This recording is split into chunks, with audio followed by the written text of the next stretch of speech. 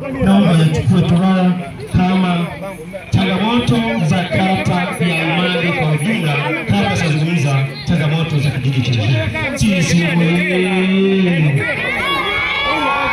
Kwanza nianze kushukuru pia kwa mara nyingine. Jana kwenye mkutano wa mgombea mwenza kwa urais, uliposimama ulizungumzia habari ya barabara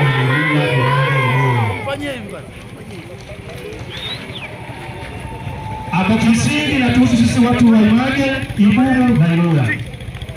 Walipiga goti kaomba barabara hii iweze kutengenezwa kwa mtaani. Ninashukuru kwa sababu baada ya kusimama mgombea mwenza alitoa maelekezo, alitoa majibu kwamba ilani hii ya 2025 zipo barabara ambazo zitatengenezwa kwa kiwango cha lami. Na kwa bahati nzuri barabara ambayo itatengenezwa kwa kiwango cha lami iliyotajwa ilikuwa ni namba 1, ni barabara ya kutoka Ilula Image hadi Iburu kilomita 26. Ni barabara kubwa kwa jimbo la Kilolo ambayo ina urefu wa kilomita 26 pekee, ambayo itatekelezwa katika ilani hii ya 25 mpaka 30. Nakushukuru sana. Lakini kwa kuwa tayari toa maelekezo, zipo changamoto kubwa nyingine. Mheshimiwa mgombea, mimi nimefanya kazi na wewe kwa muda ukiwa mbunge viti maalum. Umefika Kilolo lakini umefika Image.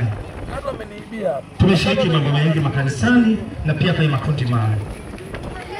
Moja ya changamoto kubwa ambayo ipo katika kata ya Image ni kituo cha afya. Lakini msingi nimezungumza sana na wewe kwa mbunge viti maalum.